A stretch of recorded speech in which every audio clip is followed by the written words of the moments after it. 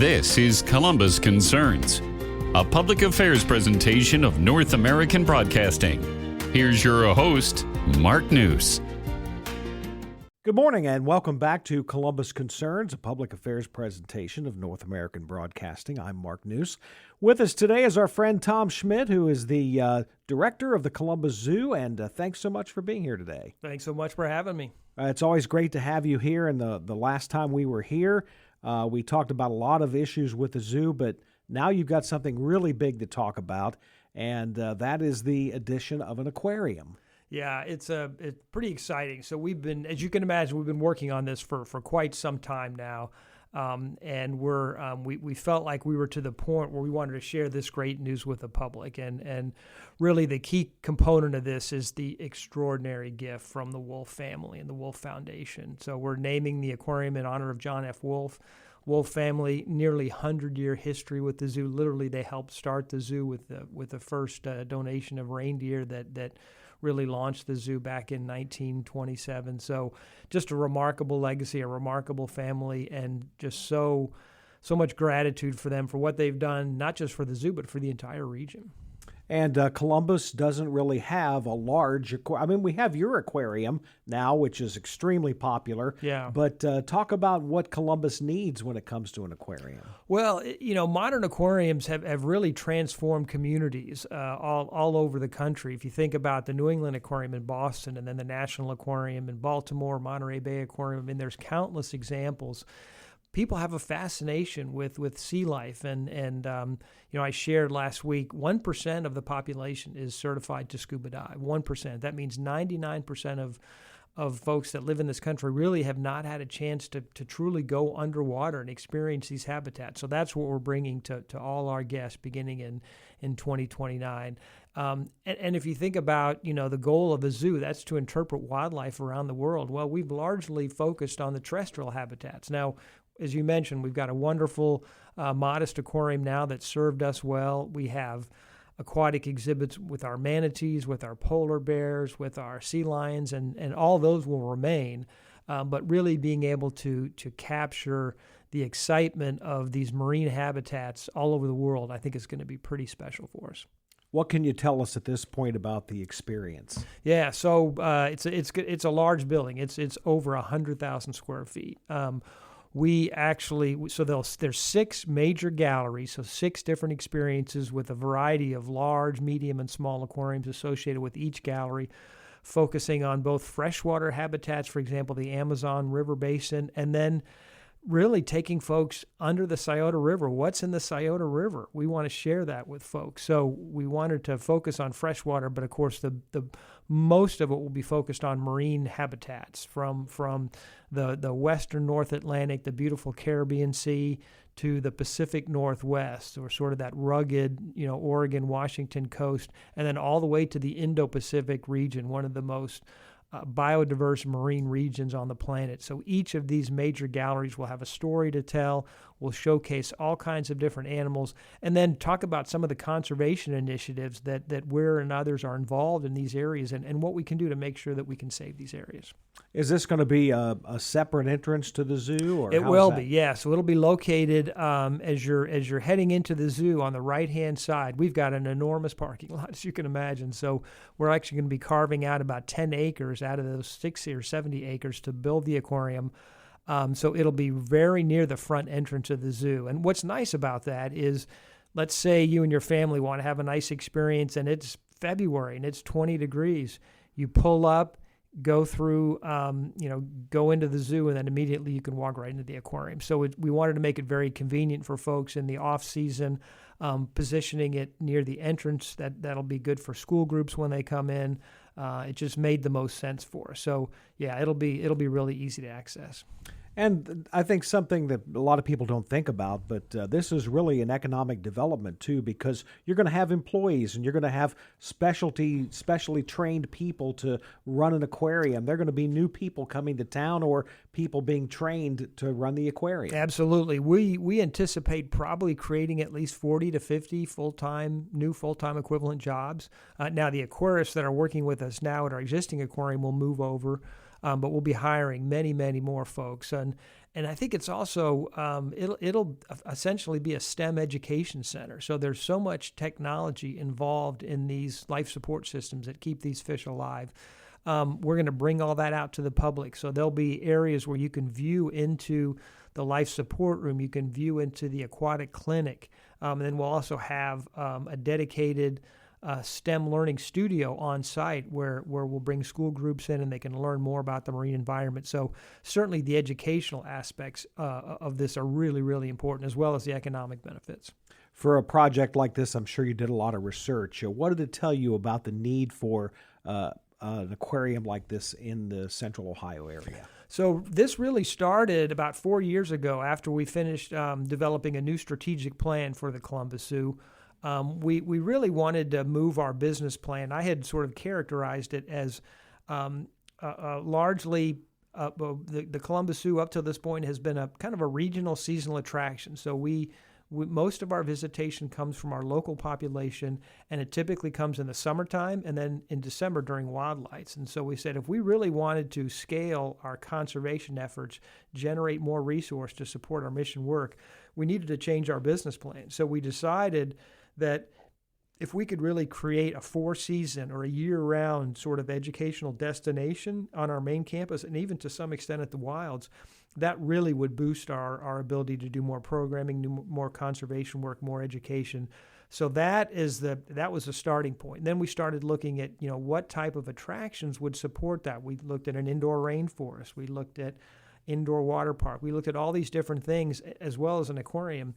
And we started testing these. We started doing market research, and we quickly determined that the aquarium was one of the things that our guests and just the members of the community that we reached out to were the most interested in. And so that really led to us developing the concept and then developing schematically what that would look like, building the fundraising plan around that, and really brings us to where we are today.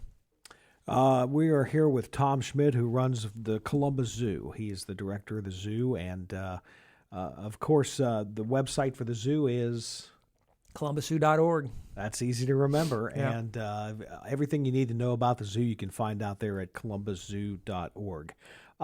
North America Trek, you're into phase 2 now. We are, yeah. So we just opened phase 1. Actually, it was a year ago this past weekend. So remarkable that it's been a year. So excited to have that open now. Guests are really enjoying that experience.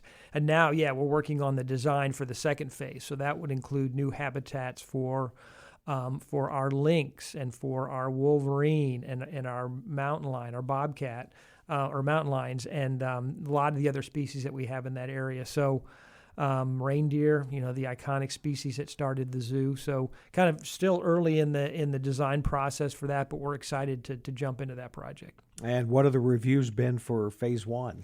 Well, folks are really enjoying it. We really designed all of these habitats with animal well-being in mind, and I think the Mexican wolf is a great example. In the previous North America Trek, you would walk into that region. You'd immediately come up to a sort of a chain link fence, and then you would look down on wolves. And what we've found now, these are apex predators. They're more comfortable being higher than us, as you can imagine. And so we specifically designed the new habitat with large elevated areas. So now that we're looking up at the wolves are looking down at us, and that makes for much better well-being for them. We're seeing more activity within the wolves. Plus, it's just a really beautiful, iconic landscape. River otters, I would have to say that's been very popular. I think, and I'm a little biased, but I think we have the best North America river otter habitat of any zoo in the country. Watching those animals swim through the water, play in the waterfall, you can just tell that they're living their best lives. So that's been really popular. And then, of course, as we were finishing up the construction of North America Trek, we got a call from some wildlife officials in Montana. They had 2 orphan bear cubs they needed to find a home for.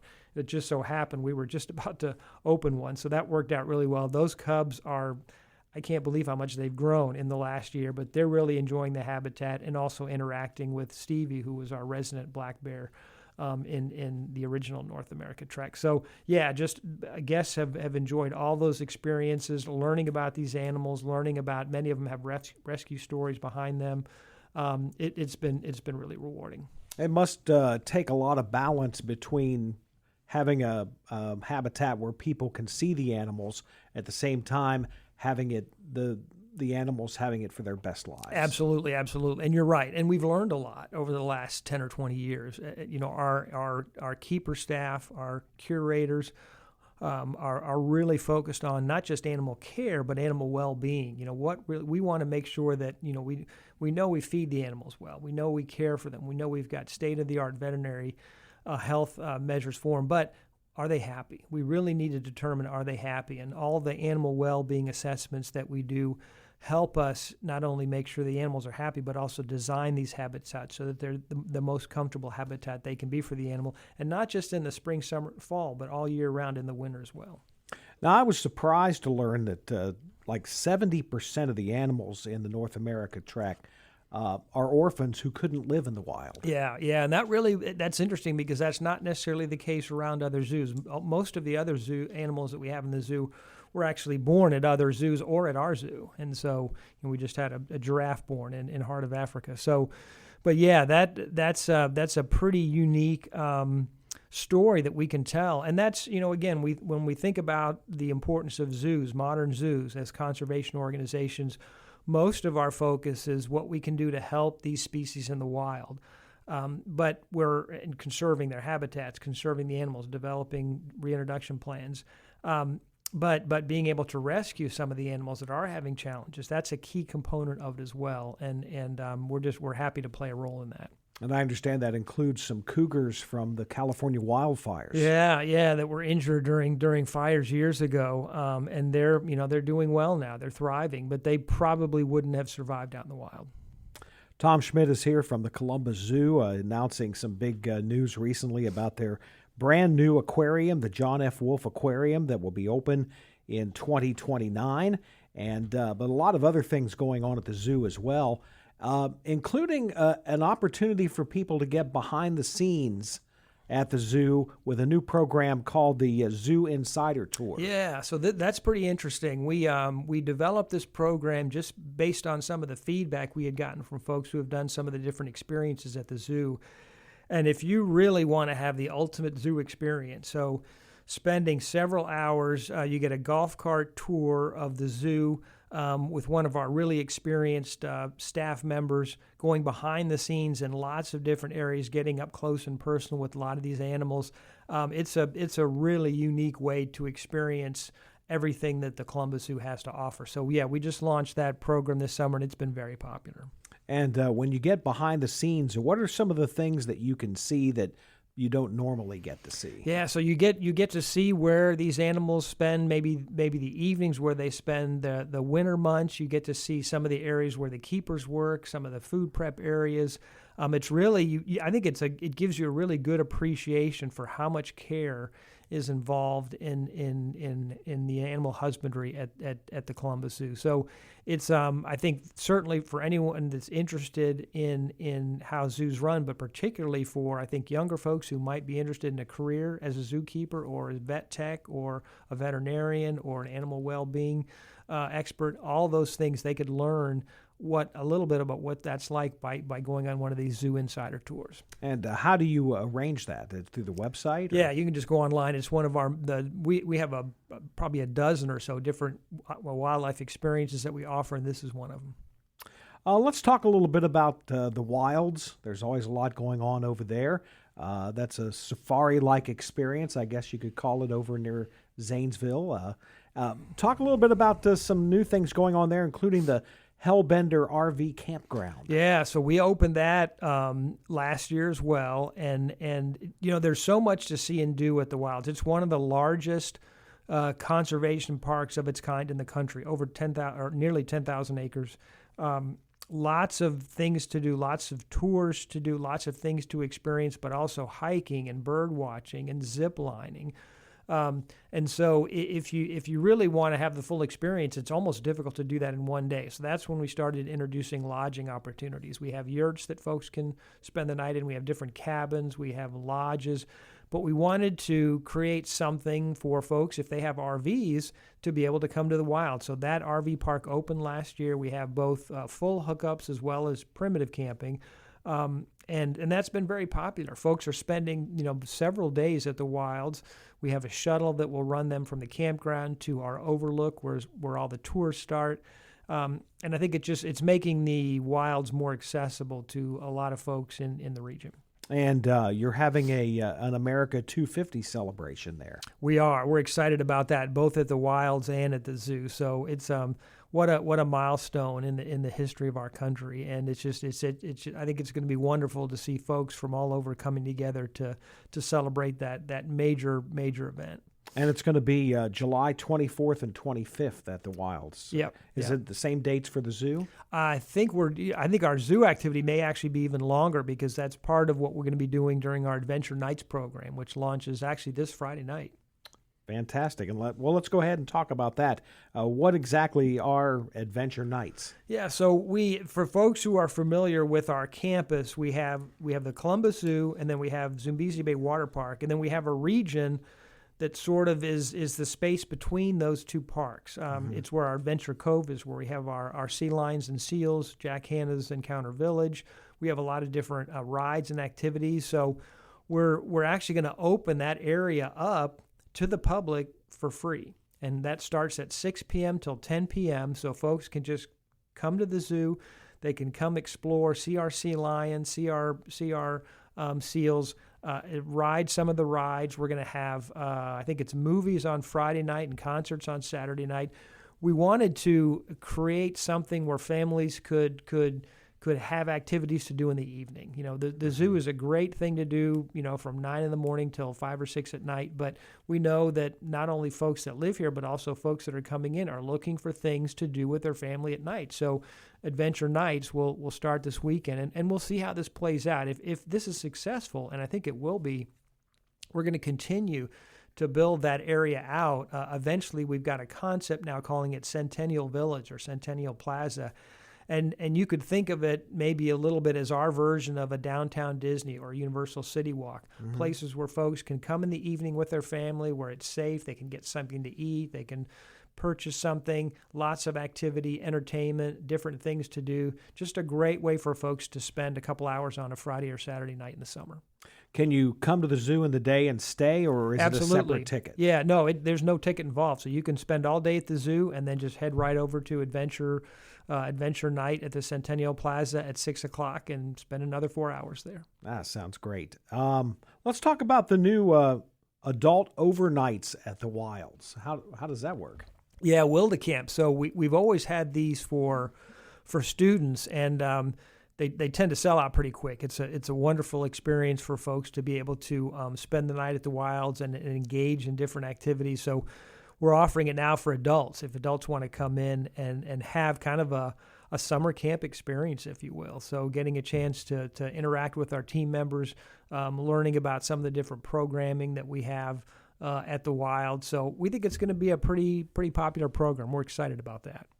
And the ecology at the Wilds, too. Tell me about that program. Folks, when they think about the Wilds, or they've been out there, they've taken the tour, a wild side tour, the landscapes. You really feel like you're in the African savanna. That's what a lot of people think about when they think about the Wilds, but it truly is a conservation center. And if you think about the history of the Wilds, it was land that was surface mined, and then we've recovered that land. There was topsoil put over the area, different plants were planted, and now we're really trying to restore that into what it originally was over 100 years ago. So removing exotic species, planting native species. It's a great kind of a test case for restoration ecology at scale. So 10,000 acres, trying to recreate what was there 50 or 100 years ago. So we have a team of biologists that focus on that. They do controlled burns. They remove invasive species.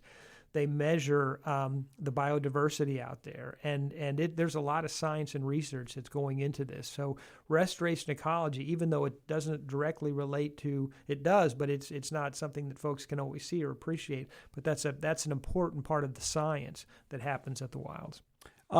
It's interesting because that part of Ohio is sort of right on the edge of the Appalachian forest and the plains. Is that more of of a prairie area or more of a forested area? It's for the most both. It part? really is both. So there's a lot of prairies out there, which lends itself to some of the animal husbandry that we do, but we also have amazing forests out there, and we want to make sure to restore those. There's all kinds of streams and lakes in that region, so a heavy density of freshwater fish. It's really a pretty diverse landscape out there, and so being able to study all those different areas and see how we can really make sure that we can protect that habitat and what we can learn from that, I think will help other areas where maybe the land has been damaged or areas that are looking to, after a fire, for example, how to restore those areas. That's some of the research and science that we're doing that I think will be helpful well beyond the state of Ohio. Tom Schmid is here, the director of the Columbus Zoo. It's columbuszoo.org. Pretty easy to remember as far as websites go. If all the questions you have about the Columbus Zoo can be answered at columbuszoo.org. I think the last time you were here, you were telling me that the zoo was working toward becoming certified as a botanical garden. Is that still in progress? It is, yeah. So our horticulture team is really excited about this. So they're beginning the process of looking at what it would take to get those certifications, looking at how we care for all of our plants, identifying plants throughout the zoo, making sure that we're protecting those areas. We're in a pretty aggressive growth phase right now, but we also always want to make sure, for example, in North America, we did have to remove some trees for the construction, but for every tree that we removed, we actually planted 3 new trees.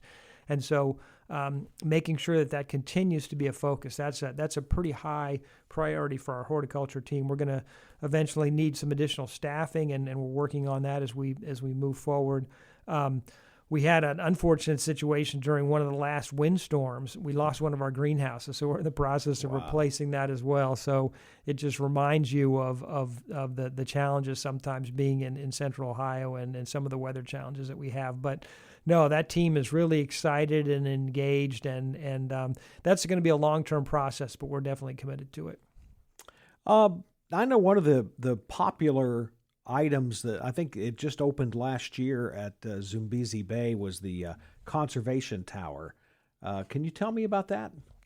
So it's been a number of years since we launched a major new ride at Zumbizi Bay. So when Anthony Sabo, who is our VP and runs the Zumbizi Bay, had this idea, he wanted to do something that had never been done before in North America. And so working with our partners, developed this concept of 3 different kind of water feature rides, all focused with a common tower, which we call Conservation Tower. We have Muscle Mayhem and Captina Falls, and they're wonderful experiences. Several of these are the first ones that these companies, ProSlide, has ever done in North America, but each has sort of a conservation message attached to it. And so I think that's what's really unique about Zumbizi Bay. There are lots of great water parks. I think ours is the largest in Ohio and probably one of the top 15 in the country. But a water park with a purpose is what we like to say, because all of the proceeds, the net income that we earn from Zumbizi Bay actually goes back into supporting the Columbus Zoo and our conservation work. So you'll notice now as you're walking through Zumbizi Bay, and particularly at Conservation Tower, there's interpretive messaging that talks about the conservation work we do, and that by just going to Zumbizi Bay, buying your ticket, having a great day, you're helping save animals from extinction, because part of that admission goes towards supporting our conservation work. So we're really excited about this notion of a water park with a purpose, and Conservation Cove is kind of the first iteration of really telling that story pretty explicitly to all of our guests. And also, the last time you were here, maybe you can give us an update on the program to repopulate the hellbenders. Yeah, so that continues to thrive. I think we have now introduced almost 2,500 hellbenders to rivers across the state of Ohio. So as part of North America Trek, we developed the Ohio Center for Wildlife Conservation. So this was one of our buildings that we repurposed. And within that, we basically built a new lab to be able to raise these hellbenders. So we get eggs from the wild, we hatch them, we raise them up to a size when they would have a much higher survivability, and then we reintroduce those. So folks can see this science and research in action when they visit the Ohio Center for Wildlife Conservation. There's always hellbenders in there. I'm amazed how many people don't even know what a hellbender is. It's the largest amphibian in North America. It is a remarkable animal and a great indicator of the health of our rivers and streams in Ohio. So that's a big focus of that room. But we also talk about the burrowing beetle program that we're doing both at the wilds and the zoo. We talk about some of the work we're doing with plains garter snakes. And then right across the river from the zoo, very few people are aware of this, but we have our Waters Conservation Center where we're doing research on freshwater mussels. And they're one of the most endangered species in the country. And we're doing state-of-the-art research to help repopulate freshwater mussels in this laboratory right across the river from the Columbus Zoo. So it tells that story as well.